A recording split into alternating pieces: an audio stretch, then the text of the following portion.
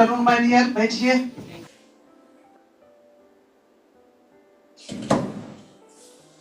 तो my dear, कल इसमें से जो नए आए थे सबसे पहले वो आज खड़े हो जाइए। तो कौन कौन नए आए थे? 1 2 3 3 व्यक्ति। यार आना चाहिए था, कल बहुत लंबा समय तक क्लास चला था। सब बैठिए। उसको किसी से लिख लीजिएगा।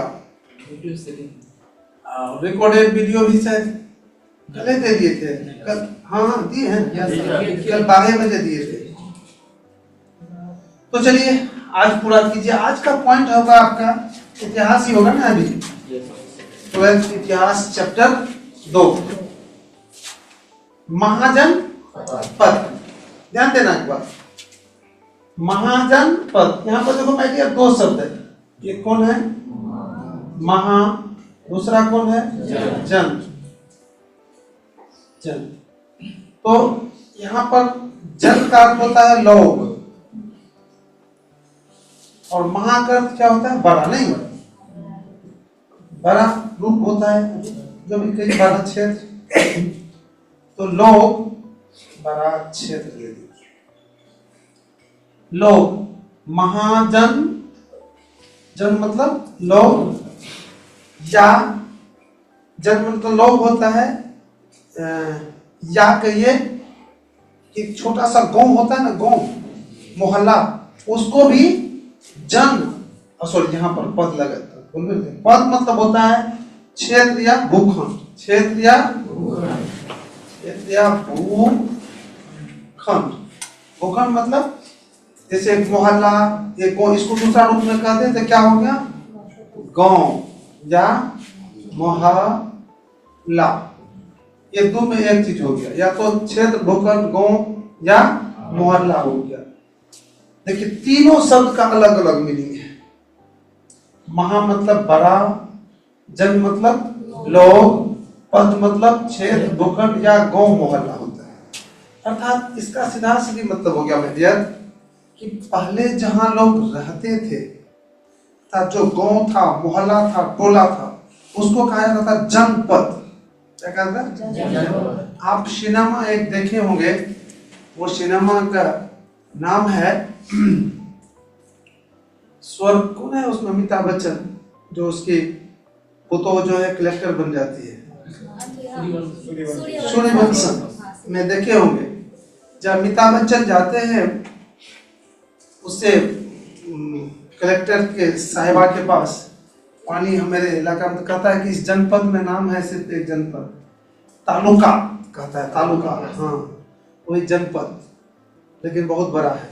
तो जनपद मतलब हो गया एक गांव या एक मोहल्ला का स्वरूप, अर्थात जहां लोग रहते थे उसको जनपद कहा जाता था।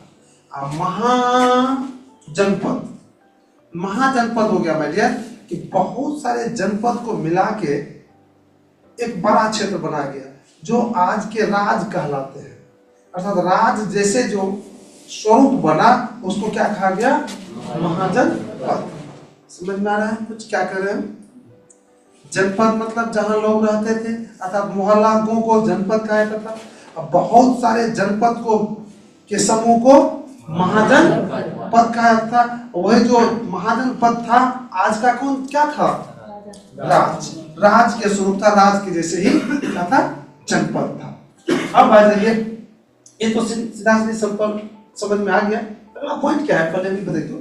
16 महाजनपद। अच्छा, तो 16 महाजनपद वहां बताएंगे। पहले यहाँ पर जनपद समझ में आ गया, सिंपल। चलिए इसको नोट कर फिर आगे बताइए।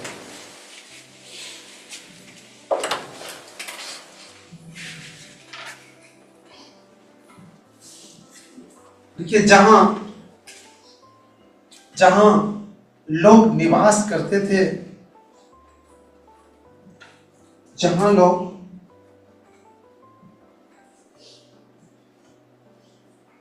निवास करते थे,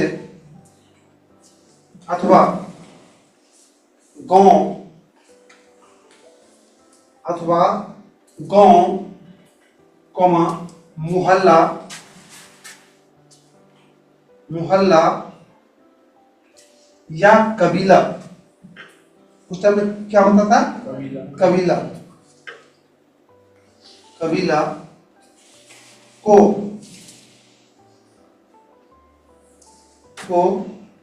जनपद कहा जाता था।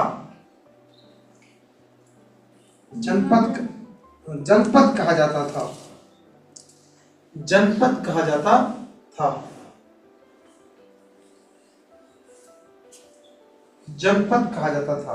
कुल मिला जनपदों के समूह को जनपदों के समूह को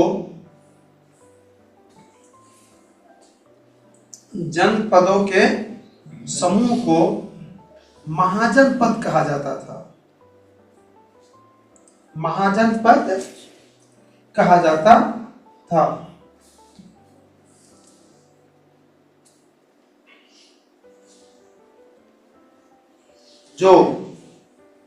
जो आज के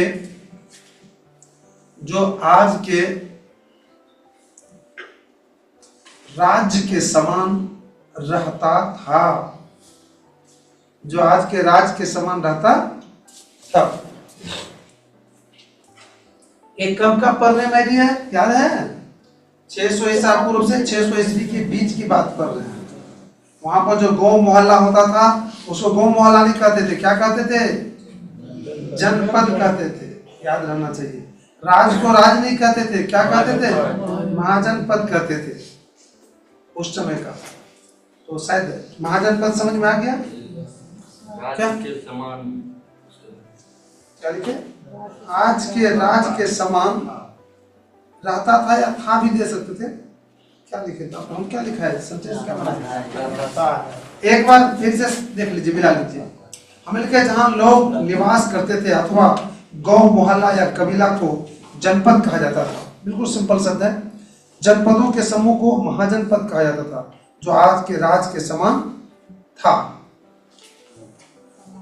रहता था या था, दोनों चलेगा यार, दोनों लिख देते क्यों बात था। खत्म। अब हम लोग चलते हैं 16 महाजनपद। छोटा सा ये सब छोटा आप लोग पूछता है 2 अंक वाला में।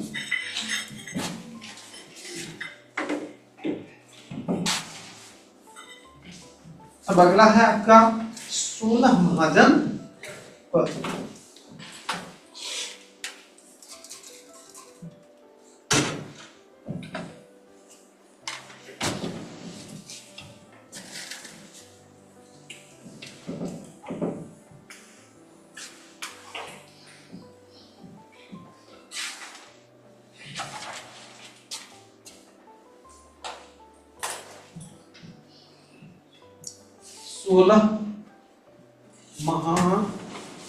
महाजनपद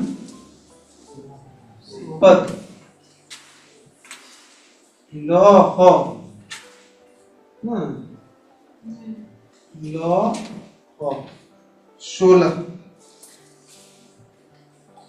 16 महाजनपद लिख लिए। पेन रखिए लीजिए, ये भी खटाक से हो जाएगा। लिख लिए। आपने महाजनपद समझ गए कि जनपदों के समूह को महाजनपद कहते हैं, और आपने जनपद भी समझ गए कि लोगों के निवास स्थान को अर्थात गांव मोहल्ला को टोला को जनपद कहा जाता था। अब बहुत सारे जनपद मिलकर एक महाजनपद कहलाते थे। और आज 16 महाजनपद।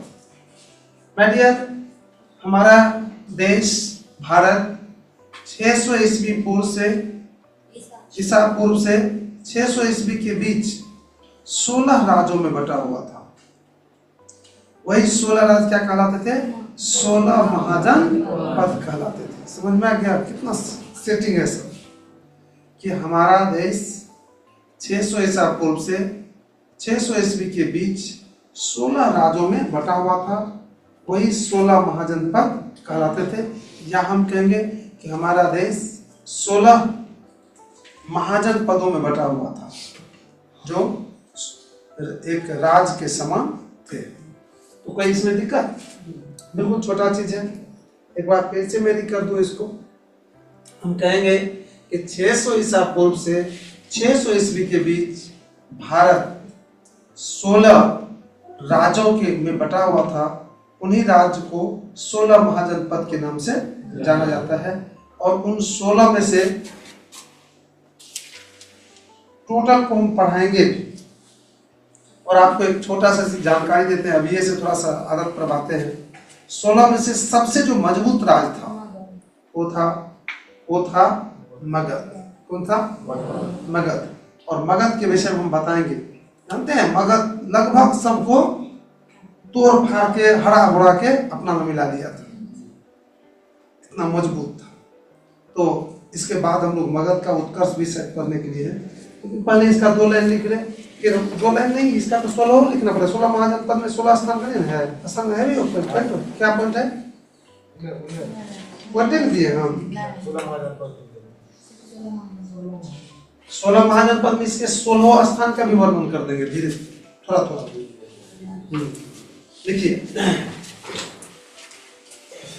देखिए 600 ईसा पूर्व से 600 ईस्वी के बीच, 600 ईसा पूर्व से 600 ईस्वी के बीच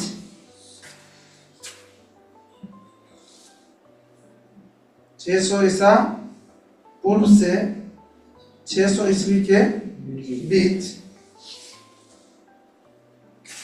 बीच भारत 16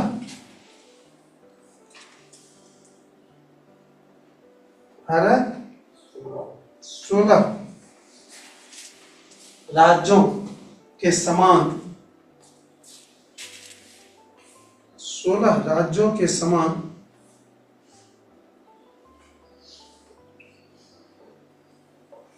क्षेत्र में बटा हुआ था। 16 राज्यों के समान क्षेत्र में बटा हुआ था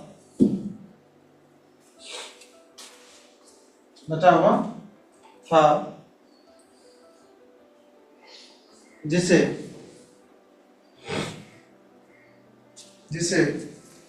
16 महाजनपद, जिसे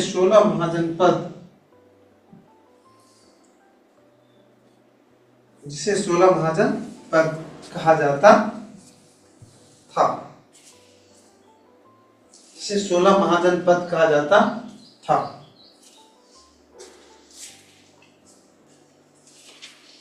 जिसे 16 महाजनपद कहा जाता था।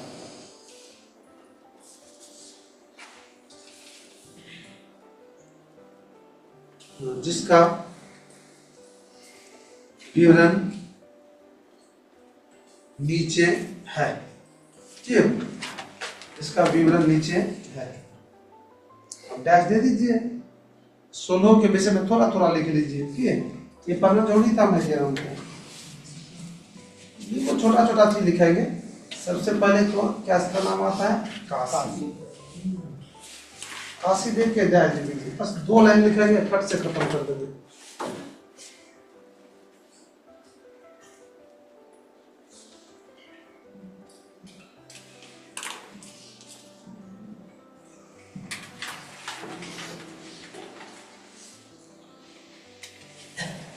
देखिए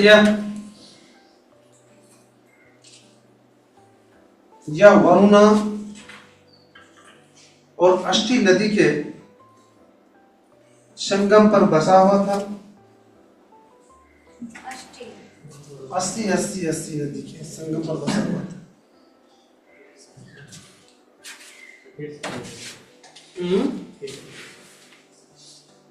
यह वरुणा और 80 नदी के संगम पर बसा हुआ था।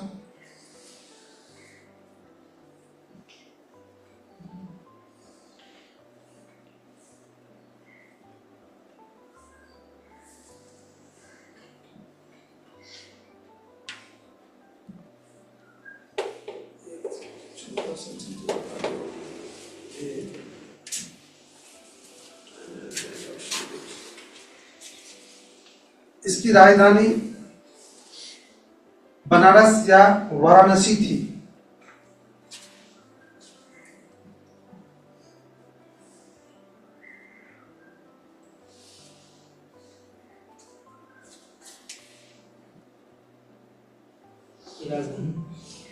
इसकी राजधानी बनारस या वाराणसी थी। बनारस या वाराणसी थी।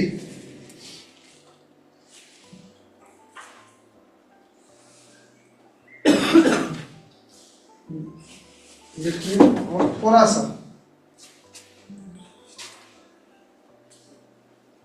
देखिए मगध, मगध, हाँ यार, मगध का सम्राट अजात शत्रु ने, मगध का सम्राट अजात शत्रु ने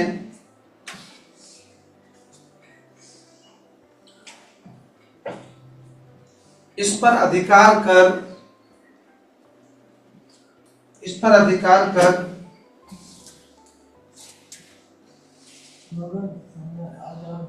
शत्रु ने इस पर अधिकार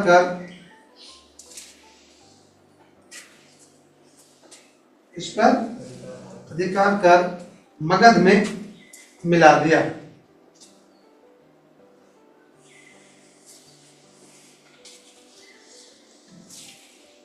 मगध में मिला दिया। एक लाइन और हम लिखिए, जोड़ेंगे इसमें बैठिए।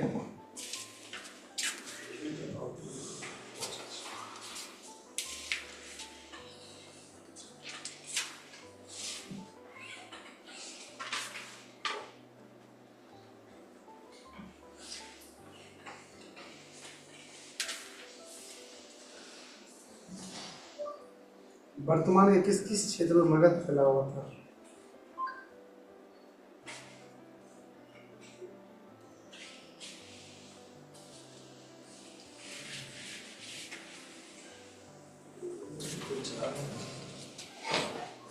थोड़ा सा और एक लाइन लिख लीजिए। वर्तमान के लिखिएगा, वर्तमान के पटना और गया जिला, वर्तमान के पटना और गया जिला में काशी फैला हुआ था। पटना और गया जिला है ना, उसमें क्या था? काशी था पहले। काशी फैला हुआ था। हाँ, काशी बड़ा आदमी है यार, कहते काशी मतलब अभी लिखे नहीं, देखे ना काशी क्या है। 16 को राज्य बताए थे, उसी में से वो राज्य है। बिहार क्या है? बिहार एक राज्य है। हो गया। अब हम लोग दूसरा जाएंगे। दूसरा क्या? काशी के मतलब कौशल। कौन? कौशल।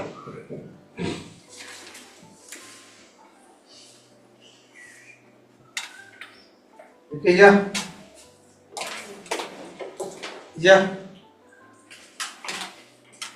वर्तमान के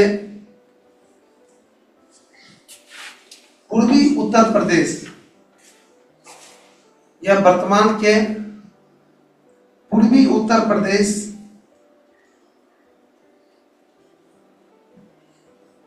के अवध क्षेत्र में, पूर्वी उत्तर प्रदेश के अवध क्षेत्र में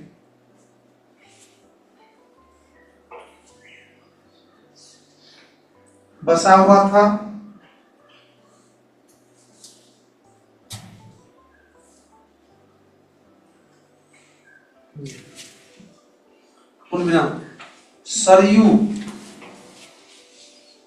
सरयू नदी कौशल को 2 भागों में विभाजित करता था। सरयू नदी कौशल को 2 राज्यों में विभाजित करता था।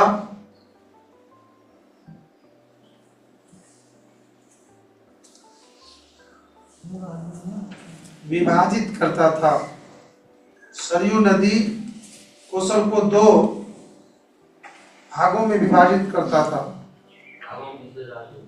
भाग लिख दन राज तक खुद रहबे करे, दो भागों में विभाजित करता था। उत्तरी कौशल,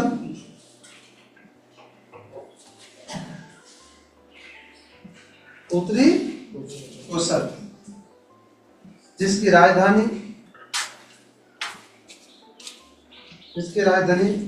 श्रावस्ती थी, जिसकी राजधानी श्रावस्ती, जिसकी राजधानी श्रावस्ती थी।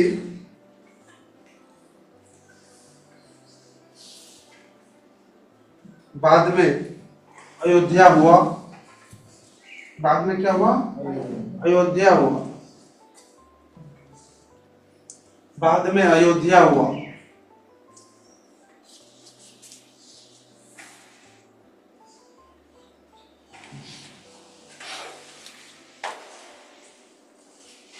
बाद में अयोध्या हुआ।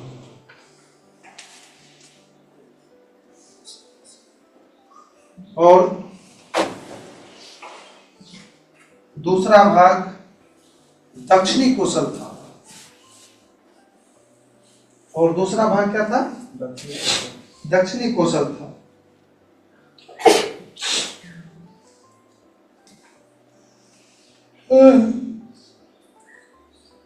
दूसरा भाग दक्षिणी कौशल था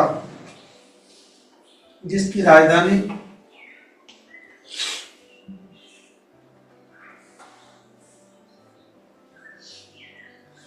कुशावती, जिसकी राजधानी कुशावती थी। ये हो जाएगा ना, समझेंगे कि बहुत कुछ आज कर लिया, वो तो जानना चाहिए, तो समाप्त करना ही। कौशल हो गया। चलिए हम लोग अंक, इस सबके विषय में थोड़ा थोड़ा ही है। अंक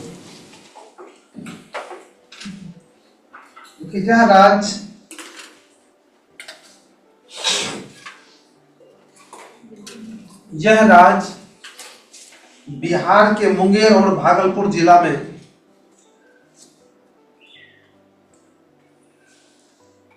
फैला हुआ था। यह राज बिहार के मुंगेर और भागलपुर जिला में फैला हुआ था। यह राज बिहार के मुंगेर और भागलपुर जिला में फैला हुआ था।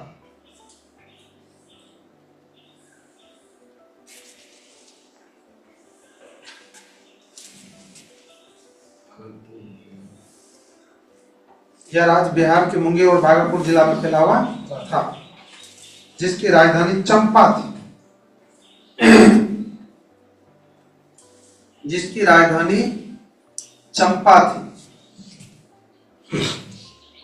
जिसकी राजधानी चंपा थी।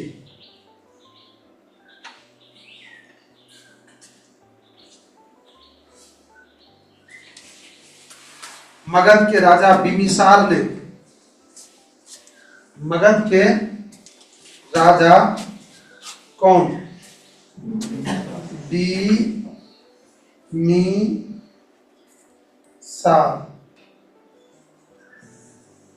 हाँ बिम्बिसार ने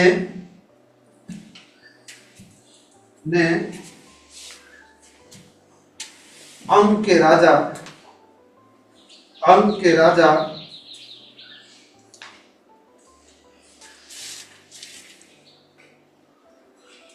बृहद तो लगा दीजिए बाद में, बृहद तो बृहद को हराकर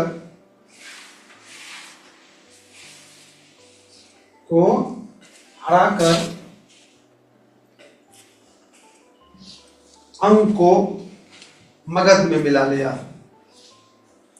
हराकर अंग को क्या किया? मगध में मिला लिया।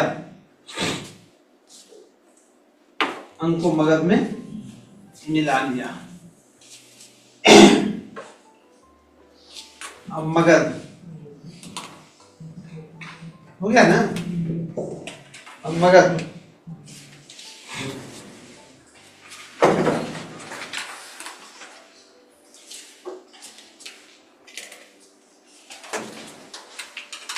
देखिए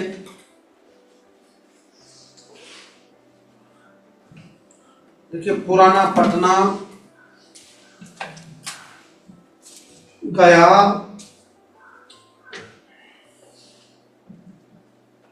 और शाहाबाद जिला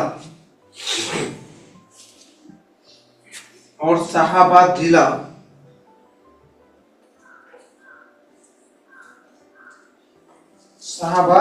जिला के क्षेत्र में मगध राज फैला हुआ था। मगध राज फैला हुआ था।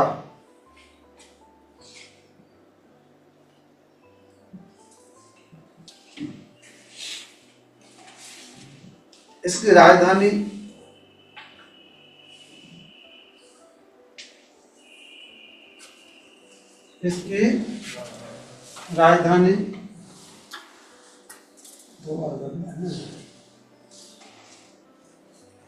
क्या थे इसकी राजधानी?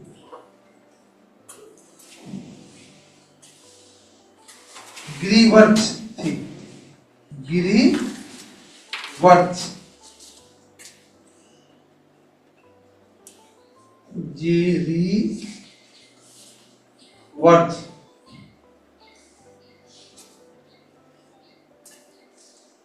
थी। बाद में पाटलिपुत्र हुआ। बाद में पाटलिपुत्र हुआ।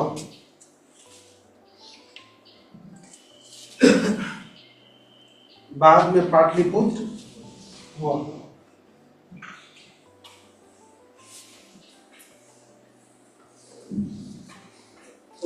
यह राज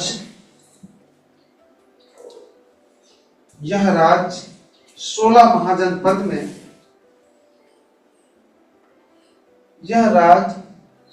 महाजनपद में सबसे शक्तिशाली था।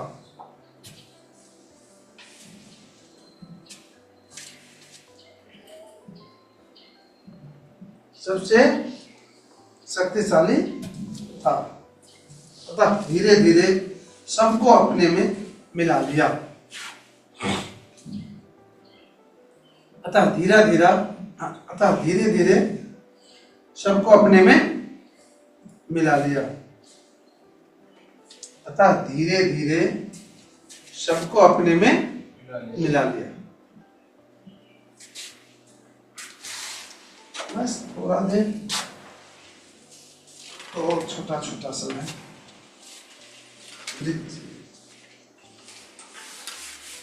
जानने लगे तो सबके विषय में जान लीजिए। वृक्ष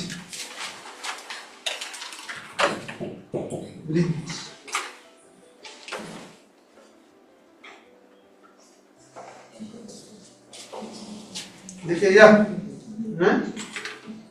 कुछ है नहीं इस समय, क्या टाइम इन्वेस्ट करेंगे। लिख लीजिए 2 लाइन, देख लीजिएगा। यह बिहार के तिरहुत प्रमंडल में फैला हुआ था।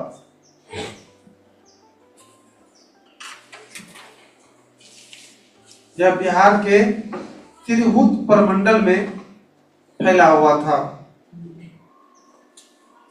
हाँ, ये बिहार के तिरहुत प्रमंडल में फैला हुआ था।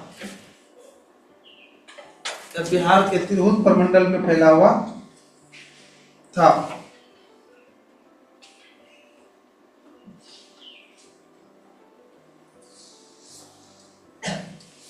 साथ ही यह 8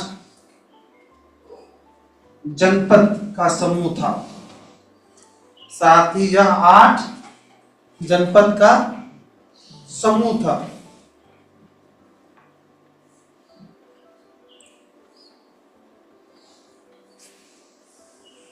जिसमें सबसे शक्तिशाली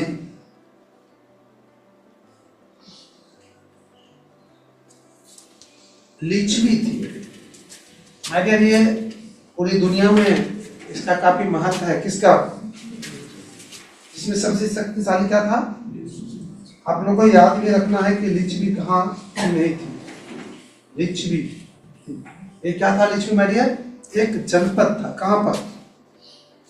ब्रिजी में। और ये इसलिए इसका महत्व है कि दुनिया में सबसे पहले लोकतंत्र जैसे शासन यहीं पर हुआ था। लोकतंत्र में क्या होता है कि लोगों के हित में या लोगों के द्वारा शासक चुना जाता है। यहीं पर सबसे पहले हुआ था। वर्ल्ड में सबसे पहले लोकतंत्र यहीं पर लिच्छवी। कल के लास्ट में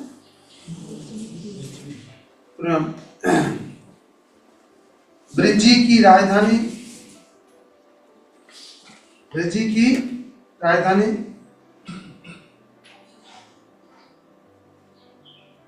वैशाली थी।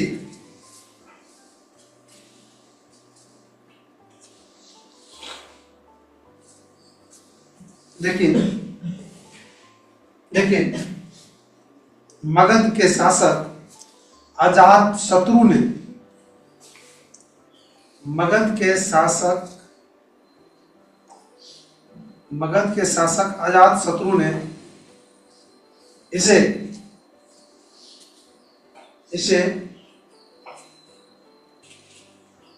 अपने राज में मिला लिया।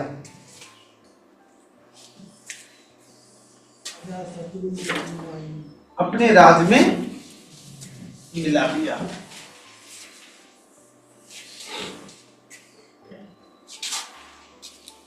मल्ल,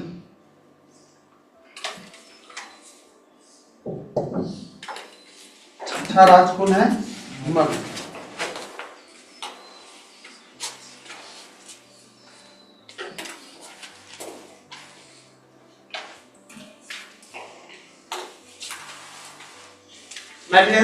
ये मल्ल उत्तर प्रदेश में था। वहां के दो राज्य, एक देवरिया, दूसरा गोरखपुर जिला।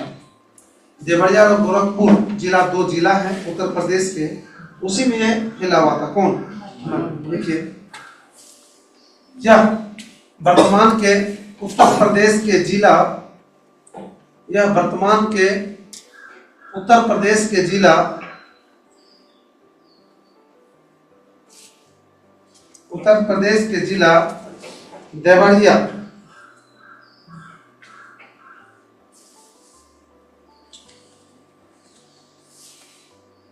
देवरिया और गोरखपुर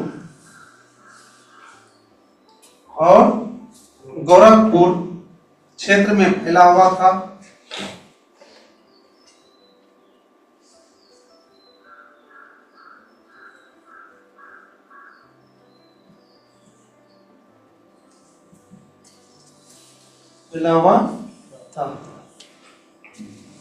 यह दो भाग में बटा हुआ था।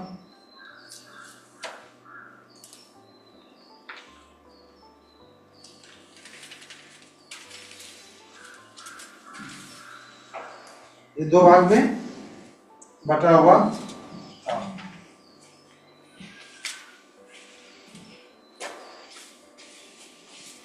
एक की राजधानी कुशीनारा थी। एक की राजधानी कुशीनारा थी और एक की राजधानी कुशीनारा थी और दूसरे की राजधानी पावा थी। पावा थी। सतमा है।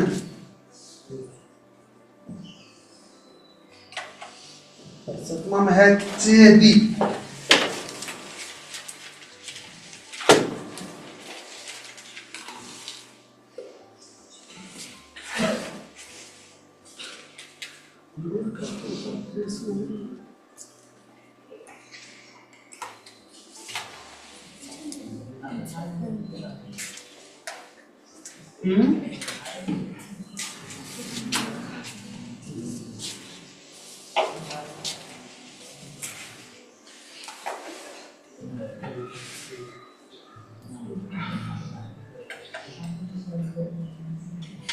माय डियर, देखो यह राज्य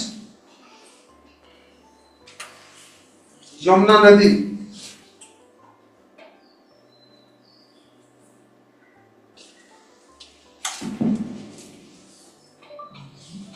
बुंदेलखंड किस राज्य में है? एक सेकंड में उत्तर प्रदेश में वो अच्छे ना, वो तो हुए थे सुमित सर, उत्तर प्रदेश में से उत्तर प्रदेश और मध्य प्रदेश दोनों राज्य में दोनों राज्य में भाग है ना, ऐसे उत्तर प्रदेश में से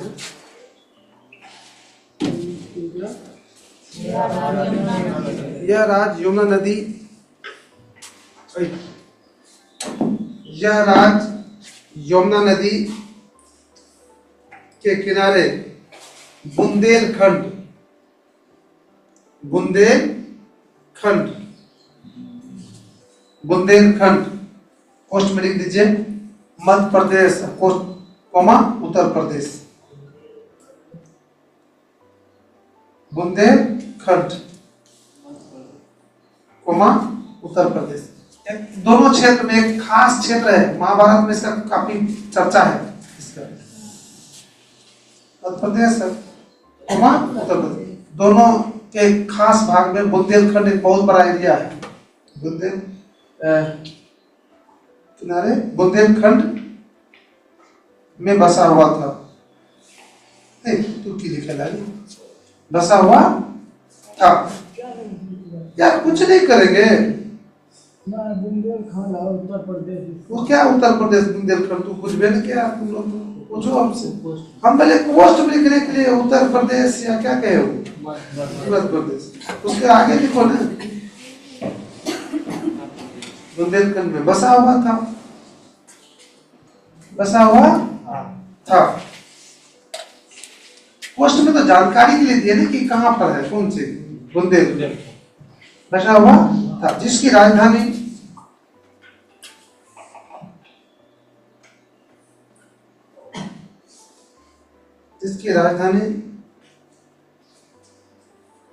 सोथीवती,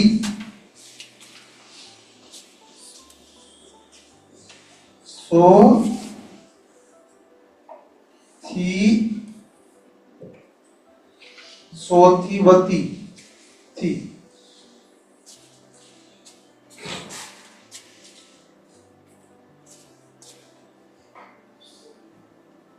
सोथीवती पूर्णिमा, यहाँ के राजा शिशुपाल हुआ था, जिसका उल्लेख भारत में महाभारत में है। यहाँ के राजा, एक मिनट रुको, यहाँ के राजा शिशुपाल का उल्लेख महाभारत में है, इतना लिख देना। यहाँ के राजा शिशुपाल का उल्लेख कहाँ है? महाभारत में है।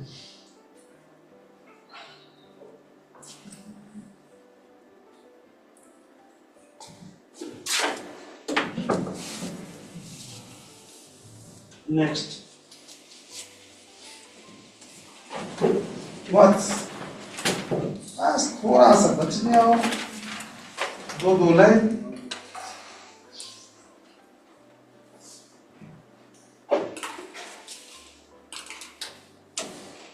देखिए यह राज्य भी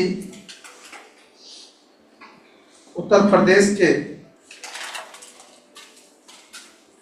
यह राज्य भी उत्तर प्रदेश के एक विशेष क्षेत्र में फैला हुआ था। उत्तर प्रदेश के एक विशेष क्षेत्र में फैला हुआ था।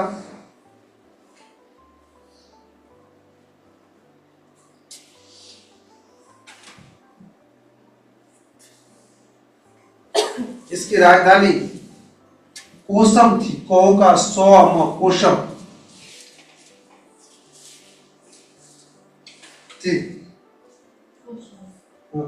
थी, कोसम थी।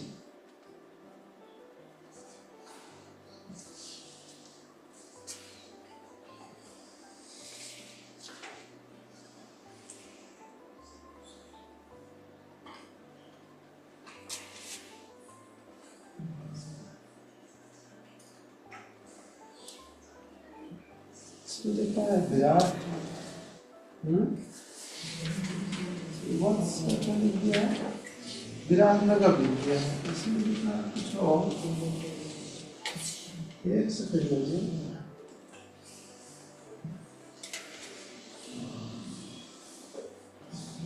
तो इसको लिखे चलिए।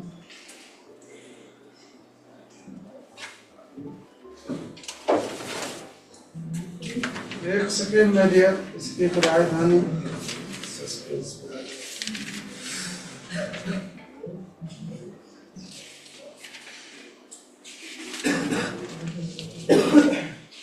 कब नहीं करना है, मैंने तुरंत आप लोग को सवाल रहना चाहिए। चलिए नेक्स्ट लिखिए, सवाल है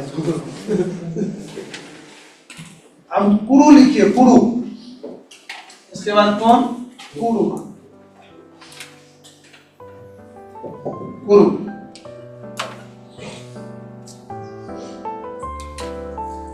क्या राज्य दिल्ली हैपन बीच में मेरठ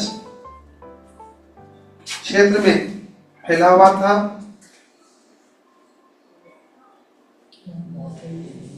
यह राज्य दिल्ली हैपन मेरठ क्षेत्र में फैला हुआ था, क्षेत्र में फैला हुआ था। इसकी राजधानी, इसकी राजधानी इंद्रप्रस्थ, इंद्रप्रस्थ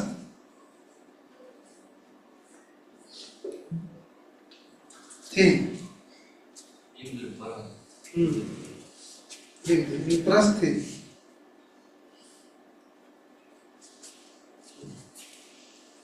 महाभारत में, महाभारत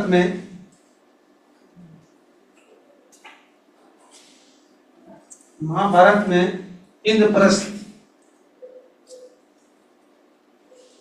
का उल्लेख है। महाभारत में इंद्रप्रस्थ का उल्लेख है।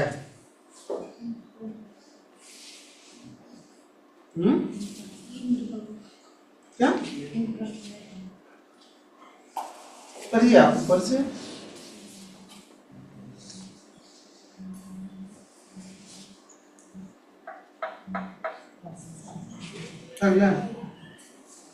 सब आटे जो ना इतना दिमाग बैठ चुकी है, आठ जो का है कहता फिजिक्स में जाने से मास्टर सारा कुछ जाने से मैथ में जाने से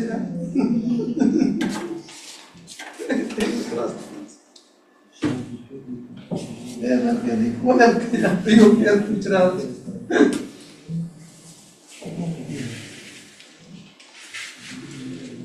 पांचाल,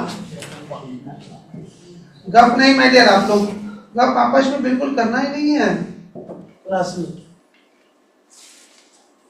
पंचाल,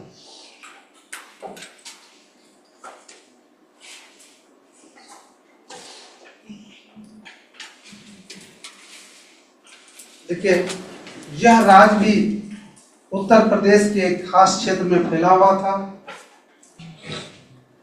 उत्तर प्रदेश तो बहुत बड़ा है इलाका। यह राज्य भी उत्तर प्रदेश के खास क्षेत्र में फैला हुआ था, खास क्षेत्र में फैला हुआ था। यह राज्य भी उत्तर प्रदेश के खास क्षेत्र में फैला हुआ था। आज आप लोग की पढ़ाई 8 जैसी हो रही है। 2 भागों में फैला हुआ था, खास क्षेत्र में फैला हुआ था। जो उत्तरी और दक्षिणी, जो उत्तरी और दक्षिणी भागों में विभाजित था, जो उत्तरी और दक्षिणी भागों में विभाजित था।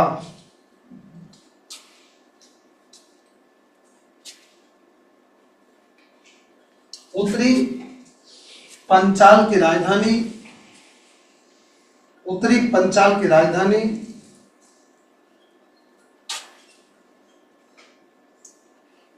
अहिच्छत्रा यही छत्रा, यही छत्र, त्राने, यही छत्र, इसमें छत्रा होगा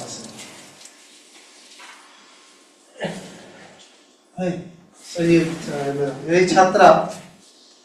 और दक्षिणी पंचाल की राजधानी काम्पिल, काम्पिल,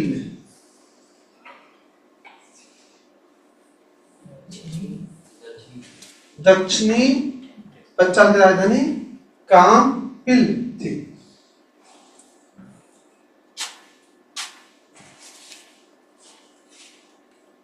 हो गया? और 2-3 गो है, खट खट लिख दीजिए। सुरसेन छोड़ेंगे नहीं आज इसको।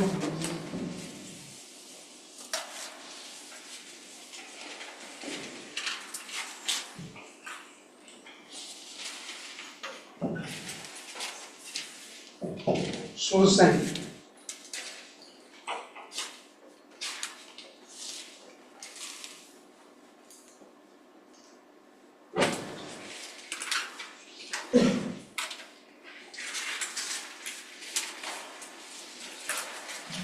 यह राज्य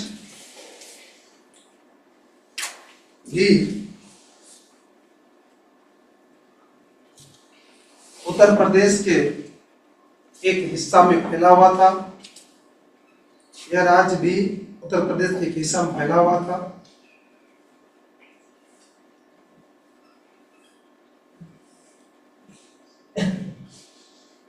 यह राज्य भी उत्तर प्रदेश के एक हिस्सा में, एक मिनट में डियर, यहां तक लिखे किससे आगे बढ़ गए? एक मिनट, यह राज्य उत्तर प्रदेश के एक हिस्सा में फैला, काटिए तो, एक हिस्सा में यमुना नदी के किनारे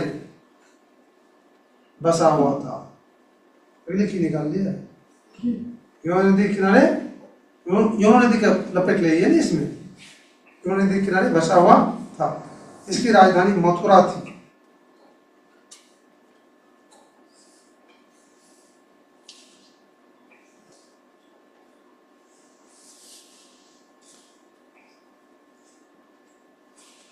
मथुरा जिसकी चर्चा महाभारत में भी है कि नहीं है? कृष्ण भगवान का यहाँ से संबंध था ना।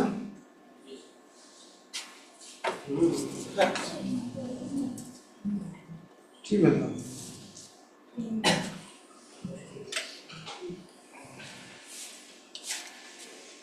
नेक्स्ट मत्स्य,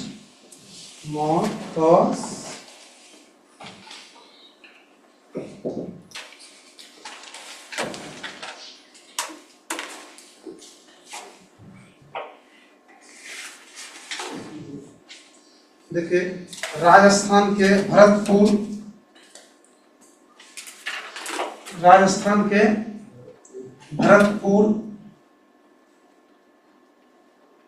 जयपुर, राजस्थान के भरतपुर, जयपुर और अलवर जिला, राजस्थान के भरतपुर, जयपुर और अलवर जिला,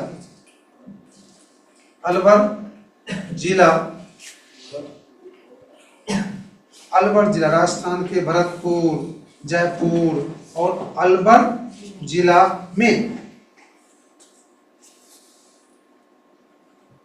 मत्स्य महाजनपद फैला हुआ था। ठीक, मत्स्य महाजनपद फैला हुआ था।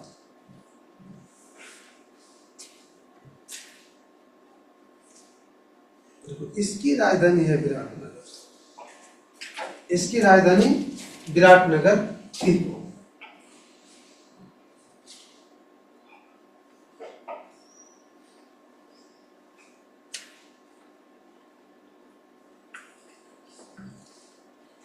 इसकी राजधानी कहाँ थी?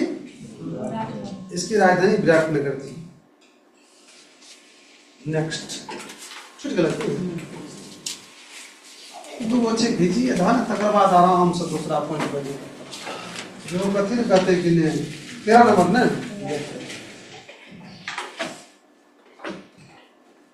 अष्टमक।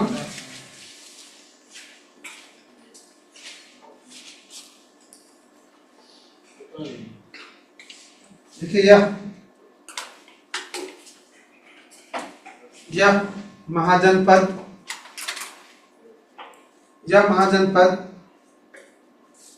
महाराष्ट्र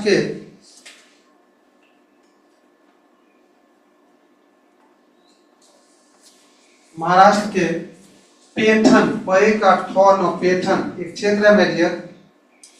महाराष्ट्र के पेठन के निकट, महाराष्ट्र के पेठन के निकट गोदावरी तट पर बसा हुआ था।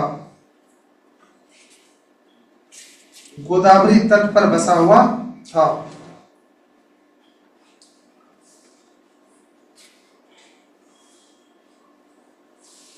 यह व्यापार का मुख्य केंद्र था। यह व्यापार का मुख्य केंद्र था। यह व्यापार का मुख्य केंद्र था। यह व्यापार का मुख्य केंद्र था। छूट रहा क्या आप लोग और सुनो कर दे क्या? मुख्य केंद्र था। कौन विराम? इसकी राजधानी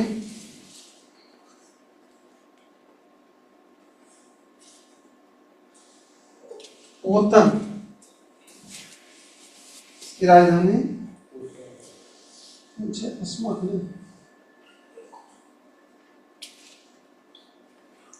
इसकी राजधानी पोतन थी।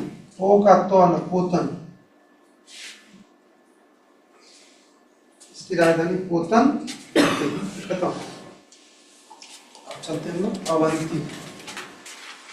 हो रहेंगे नहीं 16 में जब इतना करिए लिए तो अब एगो क्या छोड़ेंगे हैं? अवंती।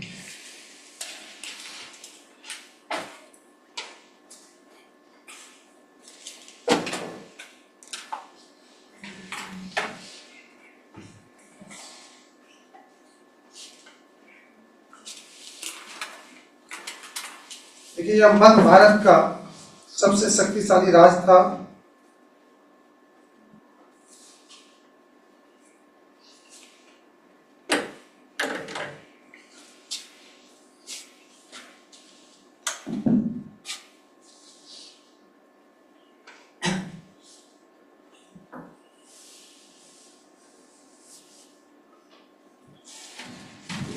को मोबाइल में तेरे साला की बिजली क्या है फाइल कर सकता है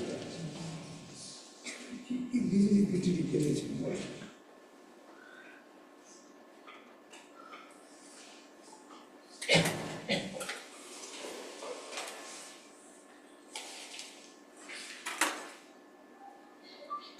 अवंती राज वर्तमान के किस राज्य में मिला हुआ था?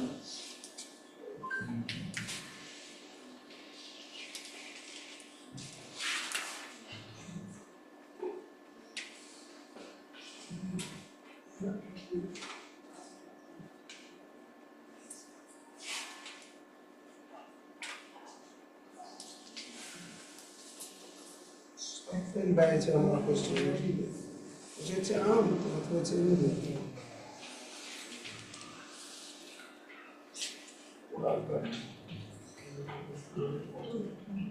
क्या लिखे लोग मध्य भारत की सबसे शक्तिशाली राज्य। यह दो भागों में बटा हुआ था। यह दो भागों में बटा हुआ था।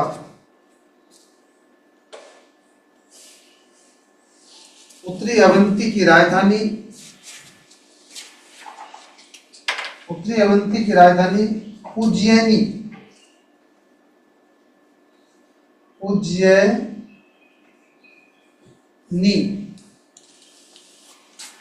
कि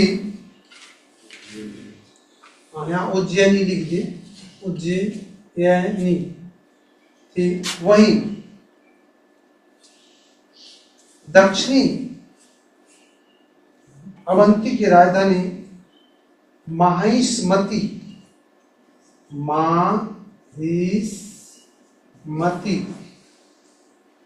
थी।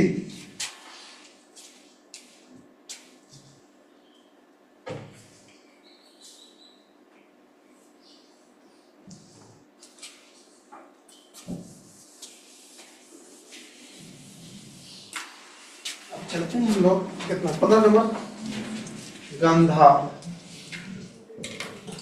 इसका भी तो महाभारत में है, नहीं है? गांधार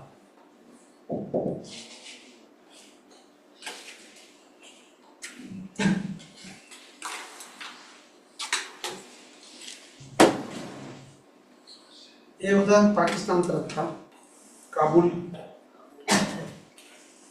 देखिए, यह राज काबुल घाटी में बसा हुआ था। यह राज्य काबुल घाटी में बसा हुआ था।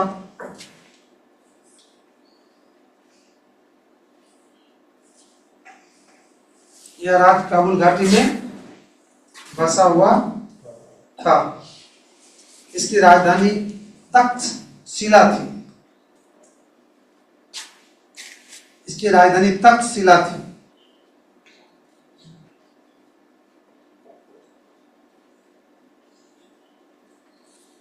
इसका भी व्याख्या, इसका भी उल्लेख महाभारत में है।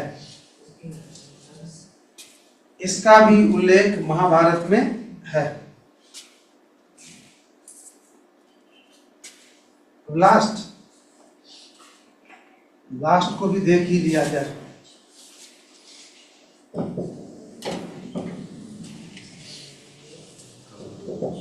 कंबोज,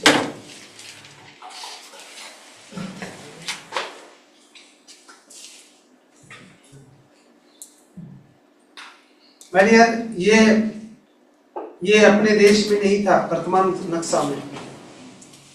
ये सुने होंगे ताजिकिस्तान इस साइड, इसलिए तो कहते हैं ताजिकिस्तान भारत का ही है। ताजिकिस्तान क्षेत्र में बसा हुआ था ये, क्योंकि यह वर्तमान के ताजिकिस्तान या वर्तमान के ताजिकिस्तान में बसा हुआ था।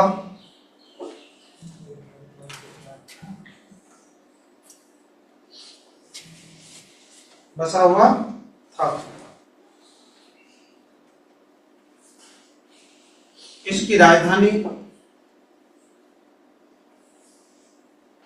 हाटक या राजपुर थी। हाटक या राजपुर थी।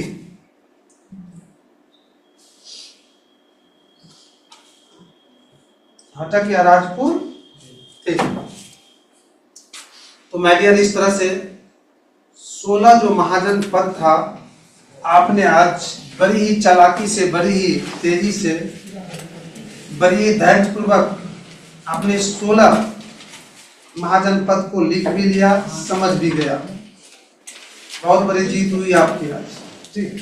नहीं तो इसमें अगर वैसे वो वाला क्लास में चलता ना, तो 3 क्लास चलता है, समझिए 1 महीना।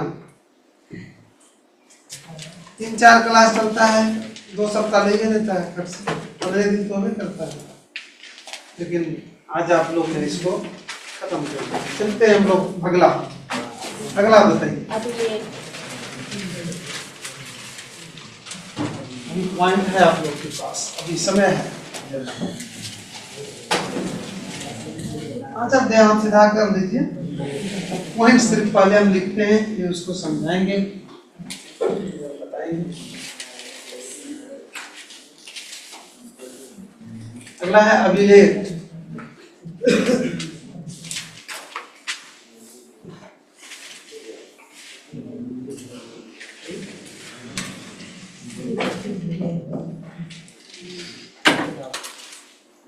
इसको लिखिए आराम से आप लोग।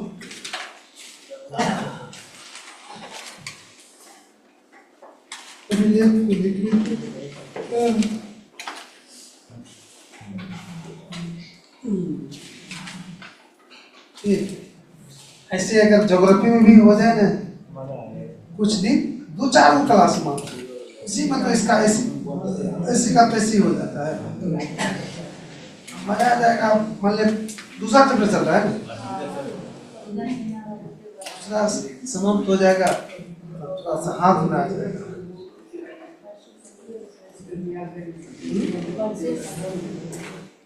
क्या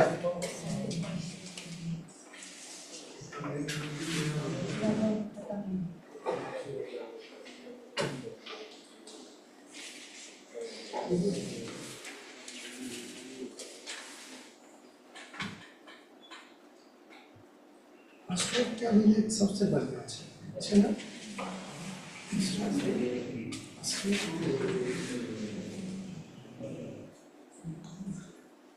अशोक का अभिलेख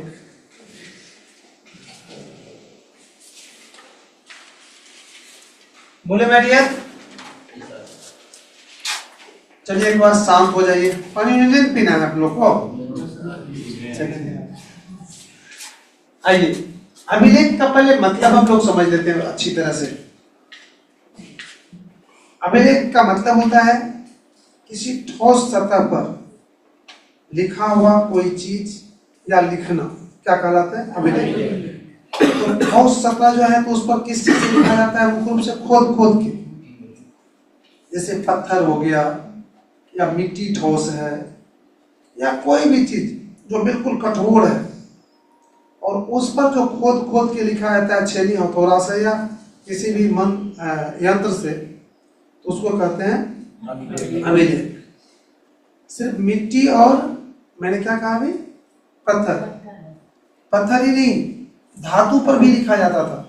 धातु का मतलब हुआ चाहे लोहा का परत हो या तांबा, मुख्य रूप से तांबा पर लिखा जाता, तांबा में जंग नहीं लगता है।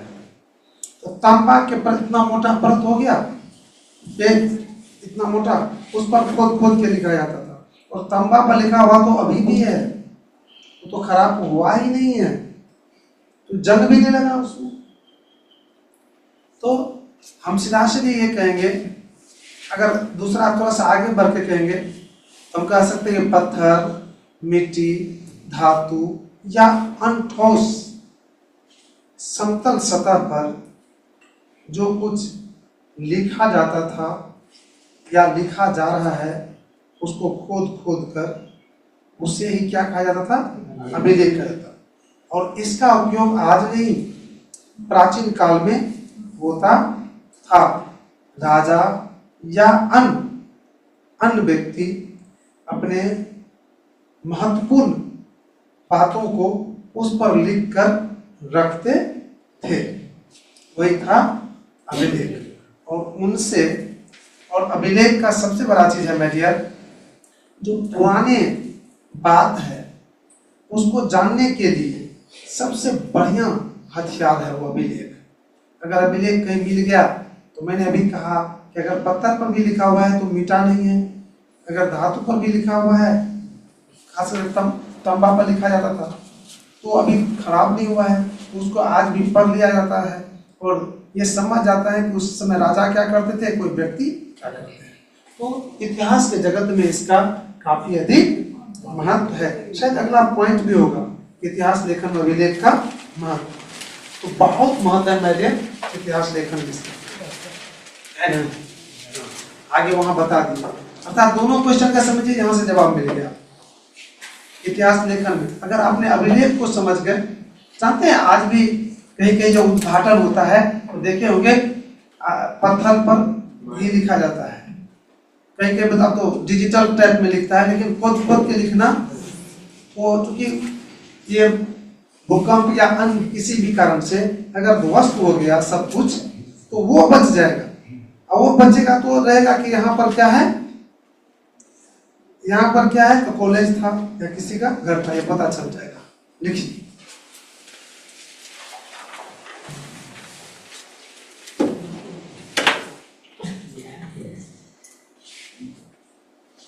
अभिलेख नहीं। देखिए धातु, पत्थर, मिट्टी, धातु, पत्थर, मिट्टी या अन्य ठोस सतह पर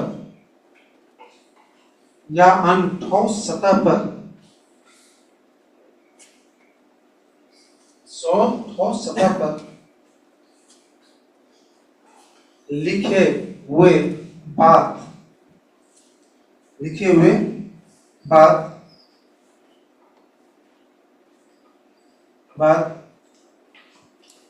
अभिलेख कहलाता है। नहीं, देखिए बात क्या कहलाता है? अभिलेख कहलाता है। देखिए बात कहानी, अच्छा कोई बात नहीं। देखिए बात क्या कहलाता है? अभिलेख कहलाता है। यह प्राचीन काल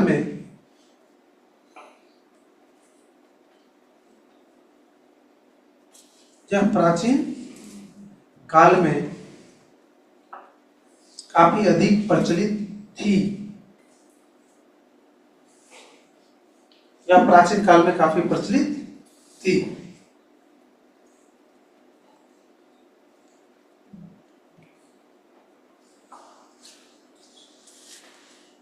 काफी प्रचलित थी। अतः प्राचीन काल की जानकारी देने वाले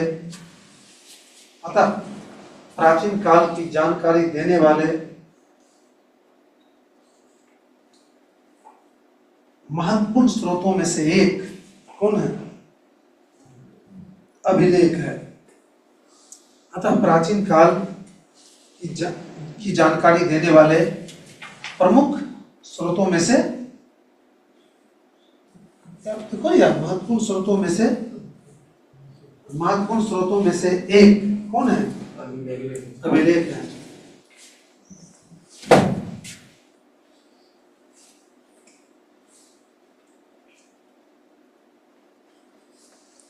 अभिलेख पर मुख्य रूप से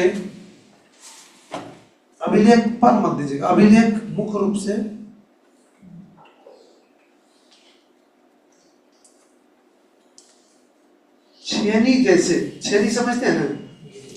छेनी जैसे औजारों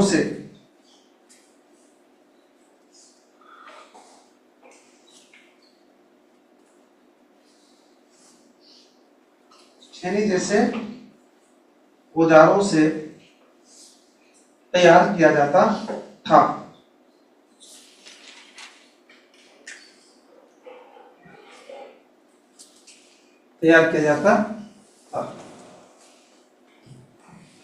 चलिए एक बार पढ़ के सुन लीजिए आप लोग। धातु, पत्थर, मिट्टी या अन्य ठोस सतह पर लिखे हुए बात अभिलेख कहलाता है। यह प्राचीन काल में काफी अधिक प्रचलित थी। अतः प्राचीन काल की जानकारी देने वाले महत्वपूर्ण स्रोतों में से एक अभिलेख है। अभिलेख मुख्य रूप से छेनी जैसे औजार से तैयार किया जाता था, जो लंबे समय तक खराब नहीं होने वाला रहता था। जो लंबे समय तक खराब नहीं होने वाले रहता था।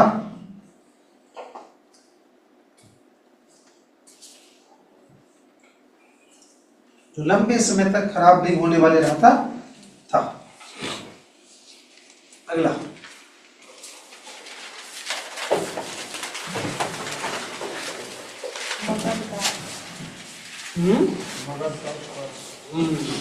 मगध की बात नहीं।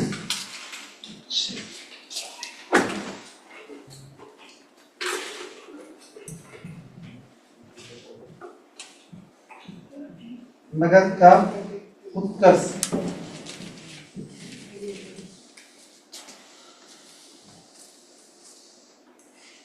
है क्या? मगध का उत्कर्ष।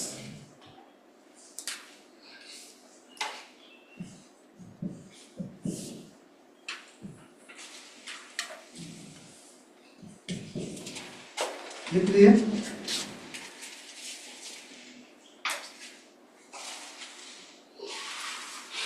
लिखे आप लोग? चलिए पेन रखिए, है आप लोग के पास 10 मिनट समय। हम थोड़ा सा पानी पी लेते हैं। ठीक है,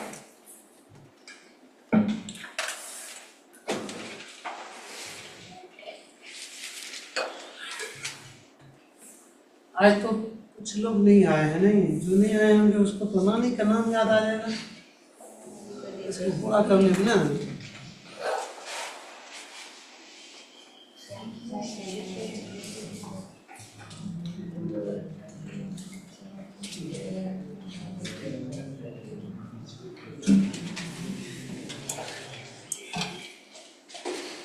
मेरे 15 साल के करियर में रिकॉर्ड बना। नानी होता था कभी नहीं। वो सब बैच में 20-16 बैच तोड़ के। अरे तोड़ के ये जो 15 दिन से कम का बातें नहीं था इसमें तो। मैरियर बिल्कुल आप शांत हो जाइए, बस आपके पास 10 मिनट समय है। 3 से 5 मिनट में समझाने में टाइम दे रहा हूँ और 5 मिनट लिखाने में, फिर आप लोग अपने घर चले जाइएगा आराम से। आइए यहाँ पर। मगर अभी अभी आपने देखे कि 600 ईसा पूर्व से 600 ईस्वी के बीच, 600 ईसा पूर्व से 600 ईस्वी के बीच भारत 16 राज्यों में बटा हुआ था, जिसको महाजनपद कहा जाता था। उन्हीं 16 में से एक था मगध, नहीं एक मगध जो काफी शक्तिशाली था। ये समझ गए मगध का छोटा सा। अब आइए यहाँ पे एक शब्द है उत्कर्ष।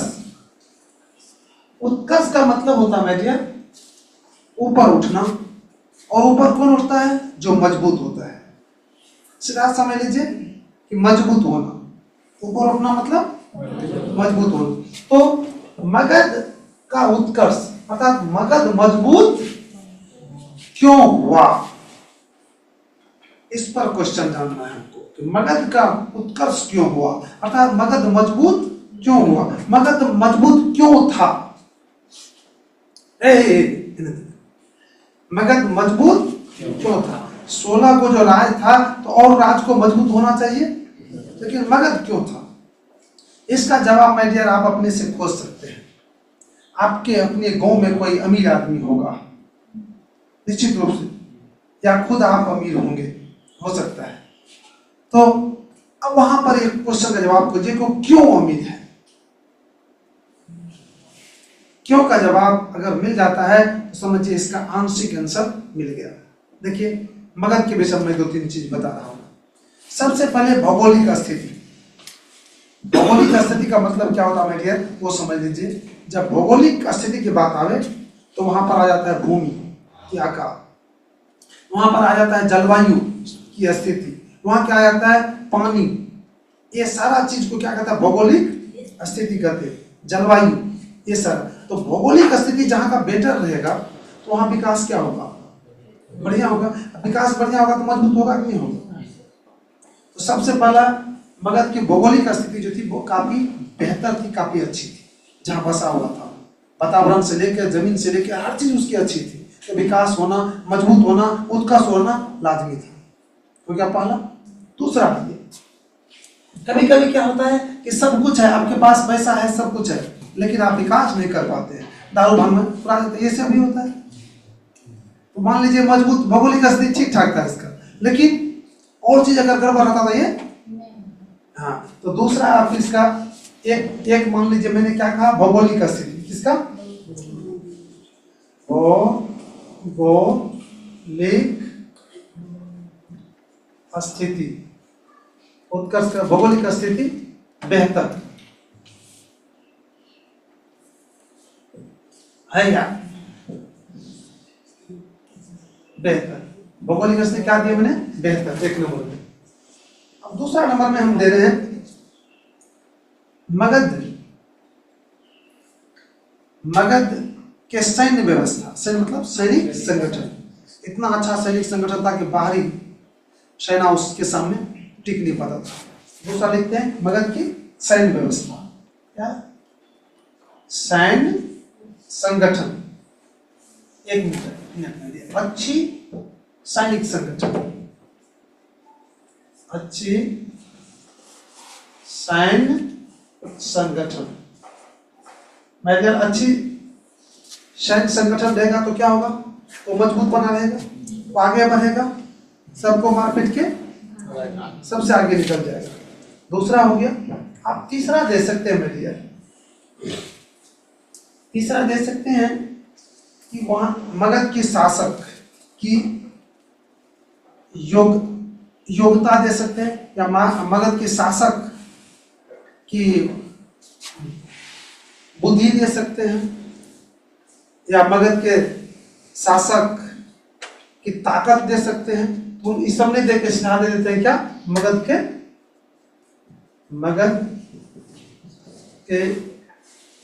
का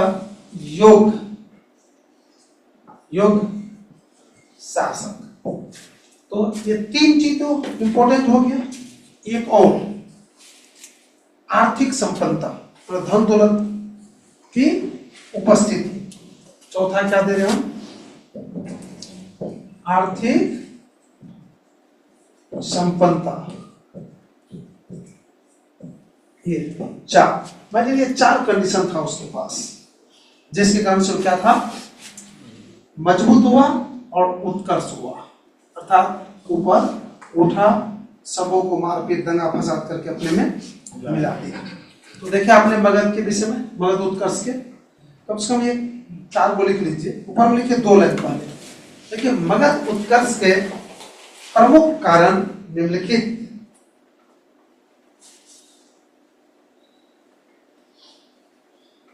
मगध उत्कर्ष के प्रमुख कारण निम्नलिखित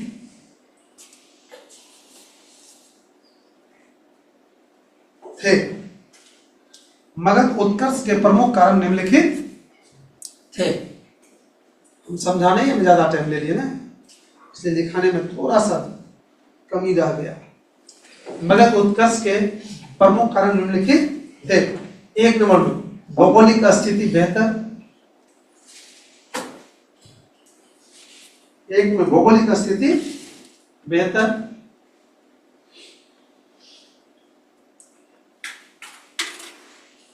कल भी ना क्लास, भौगोलिक स्थिति बेहतर। दूसरा में अच्छी सैन्य संगठन, कल तो इसको समाप्ति कर देंगे तो हम लोग की अच्छी सैन्य संगठन,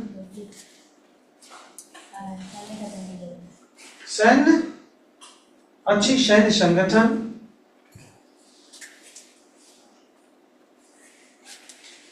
तीसरा मगध का योग शासक, मगध का योग शासक।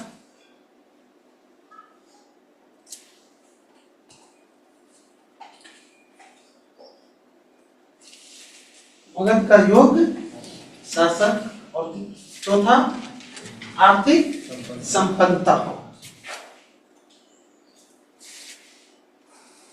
आर्थिक संपन्नता, संपन्नता मनो संपन्नता।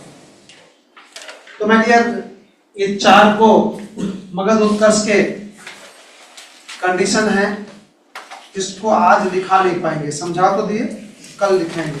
ये फिर कल भी 2 घंटा क्लास है आप लोगों का।